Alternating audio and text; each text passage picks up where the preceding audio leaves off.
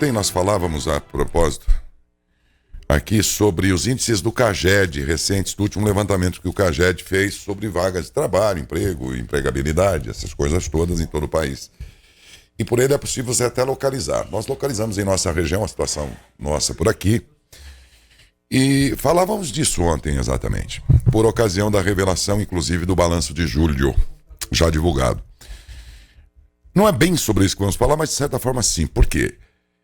Onde é que estão as grandes demandas por cursos? Porque provavelmente existe grande demanda por trabalho. Agronegócio, saúde e tecnologia lideram a demanda. Olha a dica que está sendo dada nessa frase. O crescimento chega até 150%. A necessidade de atuação de determinadas áreas e a crescente demanda por profissionais qualificados formam um movimento que se reflete no setor da educação, seja no ensino técnico, seja no ensino superior. Então a entrevista a seguir, ela pode ser o start para muita gente que talvez não tenha acordado ainda para a vida. Tem profissões que estão acabando. Tem profissões que não vão existir mais. E muitos dirão, puxa, mas e o ser humano como fica? Novas atividades estão surgindo ao mesmo tempo. Oportunidades. E a gente, como diz o caipira, quando o cavalo passa arriado, tem que montar. É assim que a gente fala, né? E é verdade. O caipira é dotado de grande sabedoria, embora a fala seja simples. Mas é por isso nos chamou a atenção, que nós procuramos o professor Francisco Borges, mestre em políticas públicas, para falar exatamente sobre isso. Professor, em primeiro lugar, muito obrigado e um bom dia. Bom dia, Daércio. Bom dia a todos os que estão nos ouvindo. Uma satisfação, obrigado pelo convite. Nós que agradecemos, professor, é uma grande oportunidade. Agronegócio, saúde e tecnologia, é por aí que as oportunidades estão caminhando, professor? Efetivamente, eu sou consultor de uma fundação chamada Fundação FAT, Fundação de Apoio à Tecnologia, e que trabalha muito com educação profissional, inclusive valorizando muito os cursos das FATECs. Queria parabenizar o FATEC de Matão com os cursos que estão oferecendo. Nós temos pesquisado a demanda de mercado e a gente percebeu que nos últimos anos a área de saúde teve uma valorização muito grande, né? Claramente por conta da pandemia, tá certo? E também pela preocupação agora com a valorização do corpo humano, você bem alimentado, sem problemas de saúde que podem ser complementados com uma doença muito grave, né? Então, a área de saúde passou a ter uma grande procura de mão de obra, porque houve uma expansão de clínicas, leitos, né? Os hospitais estão demandando isso. E a gente não percebia. Cabe destacar que, há algum tempo atrás, o próprio Einstein, que é um hospital referência, criou a sua escola de enfermagem e hoje tem a sua escola de medicina, para tentar cobrir, como parte dos formados, os seus quadros. Então, a área de saúde tem uma característica sazonal, caracterizada pela pandemia. Porém, nós já devemos ter ouvido, né, quando você falou o ditado do cavalo que passa selado, nós já devemos ter ouvido também que dados são o petróleo do próximo período de negócios. E é isso mesmo. Uma vez que nós estamos trabalhando com uma demanda muito grande de serviços, e existem muitas empresas concorrentes, quanto mais a gente conhece o nosso cliente, mais a gente é assertivo nas nossas propostas. Então, hoje, a coleta de dados, a organização dos dados e a análise desses dados são muito importantes para as empresas de todos os setores. Todos os setores. Então, quem é especialista em dado, quem é estatístico, quem tem possibilidade de estar trabalhando na parte de marketing com informações de negócio, porque hoje o dinheiro sendo escasso, você não pode se dar ao luxo de fazer campanhas muito caras, mas você pode fazer campanhas assertivas que atendem e que indicam as necessidades do seu cliente. E essa proposta da análise de dados traz a ideia de sistemas, né? Sistemas de TI, sistemas integrados, e há de saber que o Brasil é um dos grandes provedores de alimento mundial. O agronegócio, ele sempre supera metas de produção, de vendas, de internacionalização, de mantendo a moeda brasileira transitando no mundo com o negócio do agronegócio. Então, a parte de tecnologia e sistemas para agronegócio também é algo que você tem que pensar para muitos anos. Então, existem muitas carreiras que estão hoje surgindo derivadas de melhorias de setores que já existiam, né? Hoje a colheita, hoje o processo de plantio totalmente automatizado, com drones, acompanhando aonde você está com o melhor resultado do florescimento dos produtos, traz maior eficiência e garantia de negócios e empregabilidade para quem atua nesses setores. Você falava de longevidade das atividades aí. Nas suas palavras, eu também, de certa forma, na introdução, falava sobre isso, e eu me lembrei agora de o maior investidor em Bolsa de Valores do Brasil. Ganhou muito dinheiro com ações, mas ele dá como receita principalmente isso. Ele falou, olha, você não tem que investir, porque todo mundo está indo numa ação lá, sei lá do que, de petróleo, de qualquer coisa, você não tem que ir, não vai dar valsa. Se você é um investidor de médio e longo prazo, você tem que investir naquilo que você tem certeza que daqui 30 anos nós vamos precisar daquilo. Porque senão você está jogando, você vai apostar no negócio, né? E aí eu vejo você falando isso. Mas bem a propósito, e nesse contexto, um dos setores que você está qualificando aí, que é a saúde, e você está dizendo que a saúde gerou muita necessidade de mão de obra e tudo, e de preparo para isso, de estudo para isso, sobretudo a partir da pandemia. Mas eu fico aqui pensando, se isso então, se essa procura, se essa grande demanda por novos formandos aí tudo na área de saúde, também não pode colocar no mercado de trabalho lá na frente uma quantidade tal de profissionais formados, mas num tempo que não será mais pandêmico. Vai ter lugar para todo mundo, já que a demanda surgiu de um momento excepcional, professor? Olha, hoje existe mais vagas do que pessoas disponíveis para o mercado, tá certo? Por isso que é importante, quando você fala de saúde, existe uma amplitude. Hoje a demanda é muito grande pelo pelo profissional mais genérico, que é o enfermeiro, ou o próprio clínico geral. Aos poucos, o enfermeiro ele pode se especializar em enfermagem obstétrica, enfermagem para a área de estética. Então, o estudo ele tem que ser contínuo para você ir acompanhando as novas safras de negócio, né? Hoje nós podemos destacar que no mundo nascem mais cachorrinhos, mais gatinhos do que crianças, porque as famílias têm menos filhos. Sim. Então, quem investe hoje em ração para animais, clínicas para animais, ou seja, a veterinária é outra demanda importante. Então, é pensar em negócios que trazem conforto, trazem credibilidade para o cliente, né? Hoje, pela manhã, eu estava vendo uma matéria de um cemitério que faz cremação de animais. Talvez a gente nunca tivesse pensado nisso lá atrás, né, Daércio? Mas hoje, como os animaizinhos são mudou, né? Familiares, no falecimento de um deles, a família fica confortável se fizer o mesmo procedimento que faria com o ente de cremação. Quem diria, então, né? Quem diria? Né? Há 20, 30 anos atrás, pensar nessa hipótese era só coisa da música dos Ramones lá, o Pet Sematary, né? Porque fora isso ninguém pensaria nisso hoje.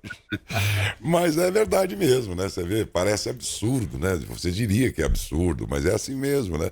Hoje a gente lembra do James Bond num carrão compridão, com um telefonão, com uma antenona, falando de dentro do carro. A gente assistia o filme e falava, olha, rapaz, já pensou o dia que a gente puder falar num telefone desse, que era um tijolão, dentro do carro, e hoje tá aí, estamos usando celular, todo lugar.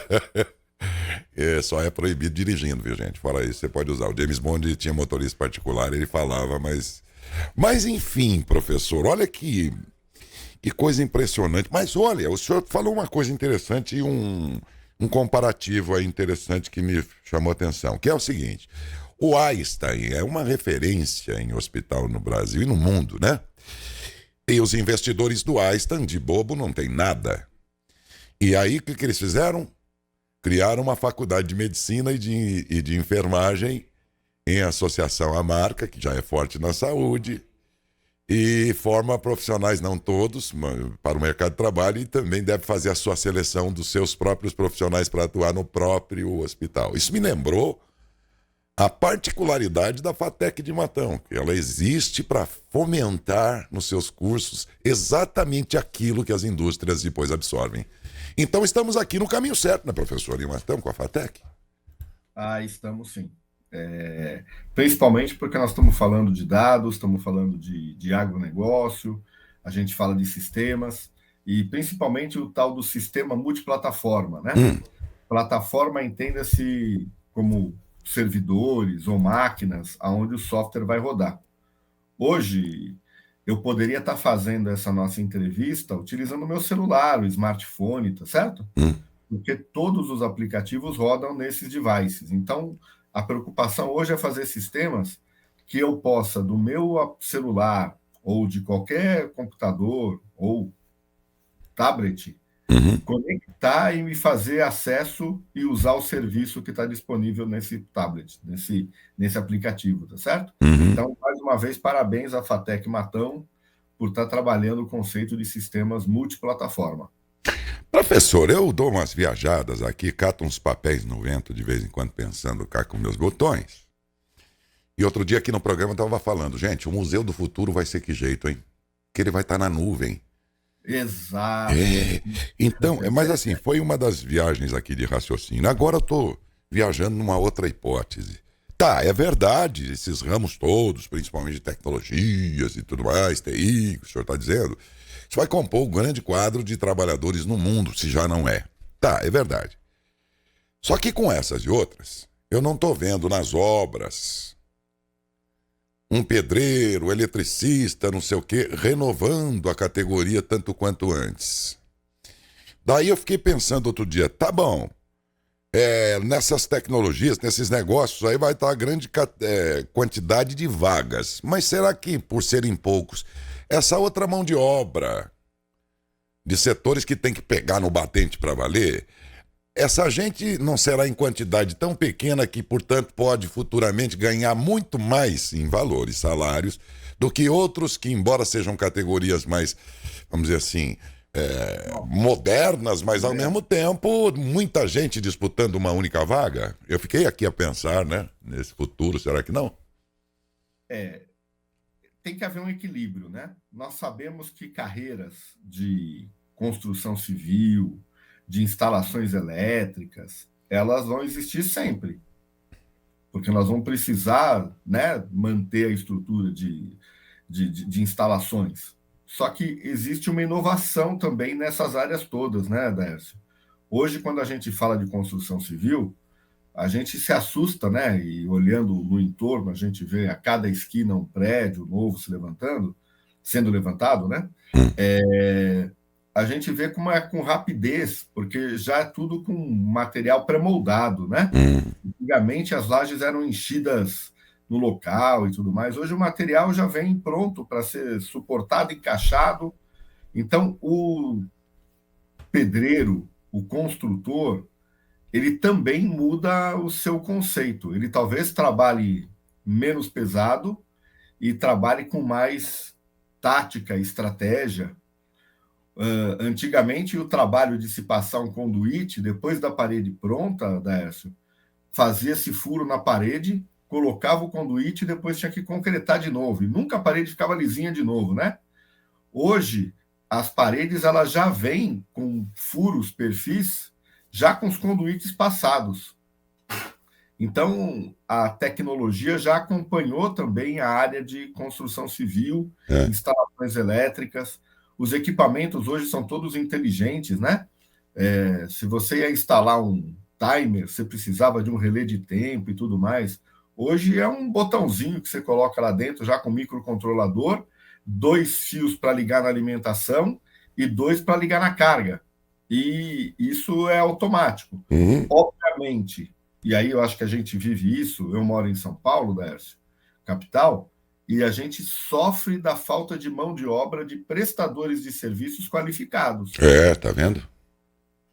E É verdade. todas as pessoas que a gente conhece, que são instaladores elétricos, Sim, trocam lâmpadas, é. elas estão empregadas, estão trabalhando, empregadas não, elas têm serviço o tempo É todo, né? verdade, professor. Eu conheço um casal que é especialista, eles são azulejistas, eu diria assim. Ou seja, especialistas em acabamento, vamos dizer, piso, Acabamento. revestimento.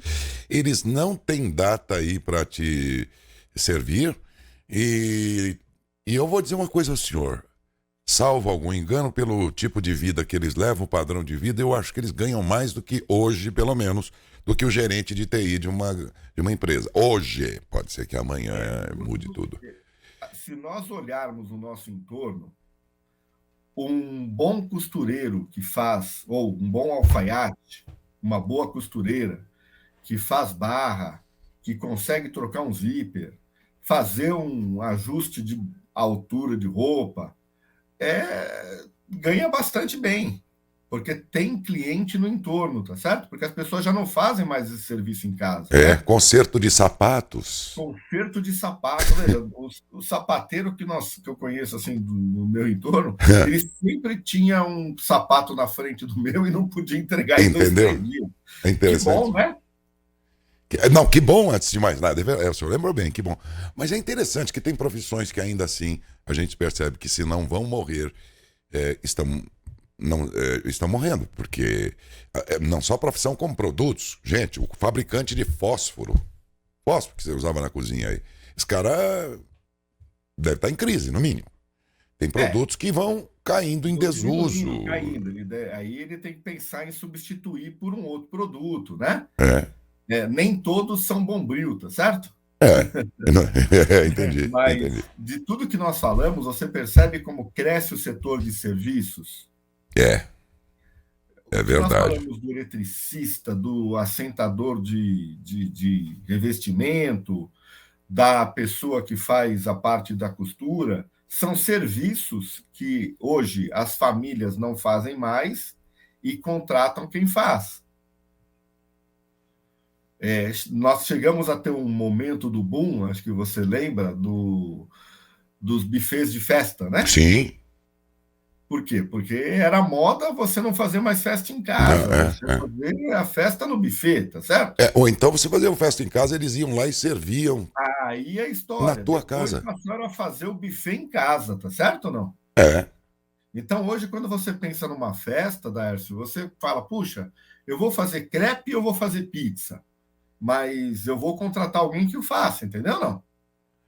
Quer dizer que para todo mundo, para todo mundo está diante de um momento que tem que rever tudo e ao invés de ficar chorando pelos cantos pela situação que se apresenta, devia estar pensando o que eu vou inovar aqui para continuar existindo. Eu acho que todo mundo, da profissão mais humilde até a mais complexa, professor. Perfeitamente. É aquela máxima também que fala que em tempo de crise alguns choram e outros vendem lenço, né? Então é aquele que aproveitou a oportunidade e vimos, né?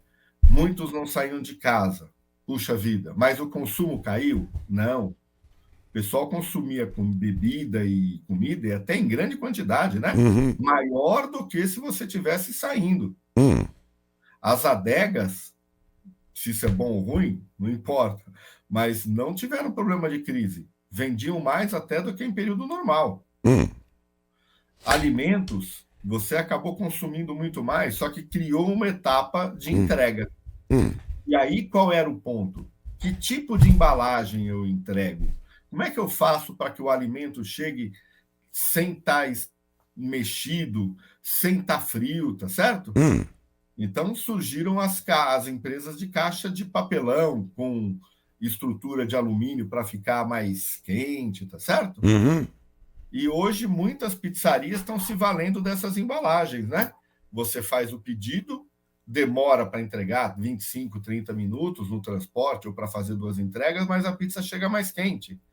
Ou seja, você começa a ter uma qualidade de serviço melhor e surgem produtos e anexos para fazer esse serviço tornar melhor, né? Entendi. Mas olha, professor, quase tudo que eu vejo aí de modernidade, muito bem-vindo, o senhor tem razão, mas eu vejo também uma parte aí viajando na maionese, no seguinte sentido.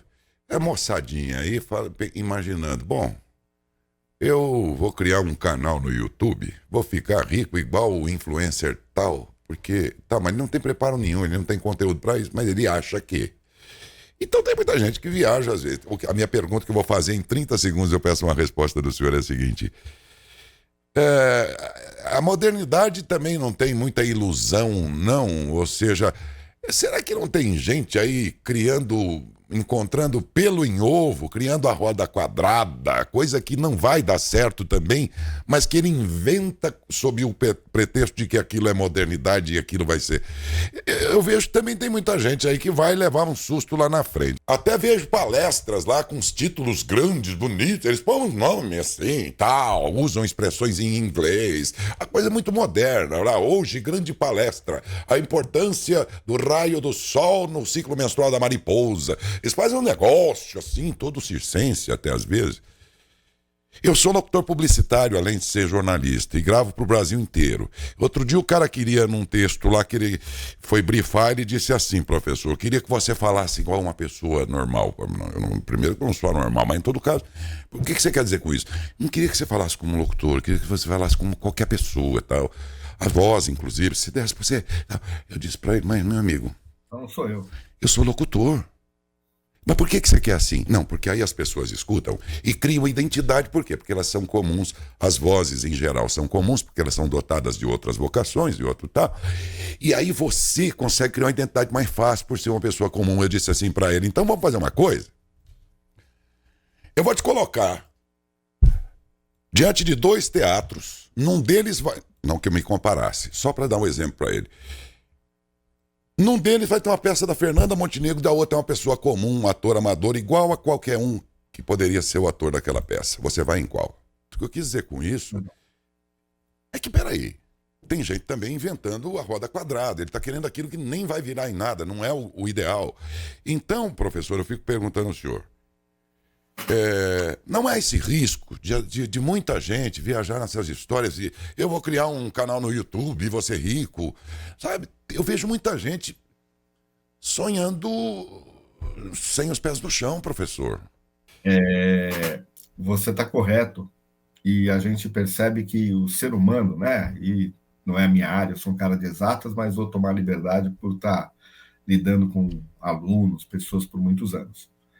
Quanto maior é o desafio, a pessoa precisa se iludir, né? Ela precisa ter mais possibilidade de encantamentos, né?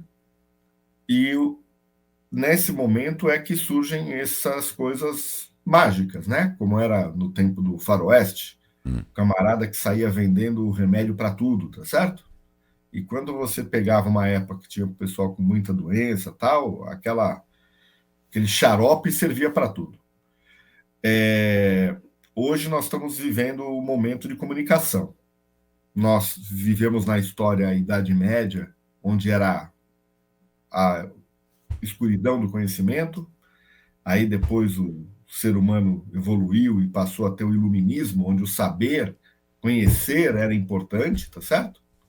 E agora, como nós já sabemos e conhecemos bastante, e todo o conhecimento está disponível na internet, fácil de ler e tudo mais, é o momento de ser e de se comunicar. Então, hoje não basta você saber, você tem que saber e expressar isso da melhor forma possível. Muitas pessoas, como você bem colocou, elas não têm conteúdo, mas elas falam muito bem. Então, isso vai fazendo com que crie uma ilusão, uma fantasia de que, puxa, olha como essa pessoa é brilhante, mas ela não tem conteúdo. Então, tudo que é sem conteúdo dura pouco, né? Dura pouco, e a cultura do fácil que nós vivemos, né? A música, se não presta, tanto faz, contanto que eu também não estou preocupado com isso. Se tiver um refrãozinho que enche o saco, já vira sucesso. Nós estamos num tempo de vida fácil, aparentemente fácil, que é uma ilusão, né? O melhor livro é o da Bruna Surfistinha, umas coisas assim que empobreceu muito o setor cultural também por conta das, aspas, facilidades dessa nossa vida, né, professor? Olha, o professor Francisco Borges deu a dica para você que é jovem, você que é pai, está participando do processo de escolha de profissão do seu filho, você que já está no mercado, quer mudar, inclusive de atividade, dá tempo para isso, pensa bem, hein? No estudo que o professor e outros técnicos fizeram, a observação é de que, no momento, é nesses setores e com tendência de liderarem por, sei lá, por muito tempo aí no futuro, agronegócio, saúde e tecnologia. É por aí que está caminhando a vaga de emprego do futuro e do presente já também, né? Professor, foi muito boa, excelente a sua entrevista, embora o senhor seja de exatas. Por sorte, também o senhor é muito bom na expressão e de um modo muito fácil de entender, conseguiu traduzir muito bem o que acontece nisso, que é algo complexo, mas que todo mundo conseguiu entender o que é que está ocorrendo aqui, graças à sua gentileza aí também. Muito obrigado, viu, professor? Eu que agradeço, e um dia que você tiver oportunidade, eu gostaria muito da gente falar sobre educação profissional no nível médio, sabe? A Ai, ai, reforma ai. do O ensino senhor médio topa que falar, vai professor? acontecer. O senhor Será topa? uma honra para a É? gente valorizar a educação profissional para garantir que as pessoas tenham pelo menos um pouco de empregabilidade já na idade dos Isso. 17, 18 anos, Tá tá bom? vendo só? E eu já até vou. Só vamos marcar a próxima data. A primeira pergunta eu já vou deixar para fazer na ocasião. Como é que está o ciclo, esse ciclo médio aqui no estado de São Paulo nas últimas décadas, meus amigos? Como foi tratado o ciclo médio na rede pública de ensino estadual nas últimas décadas? Que jovem foi preparado nesse ciclo aí? Como ele foi preparado? Em que estágio? Como é que ele está? Eu não sei que resposta ele dará, mas nós vamos tratar sobre isso. Isso interessa muito. Muito obrigado, professor. Bom dia. Bom dia, muito obrigado. Um Um grande abraço. abraço.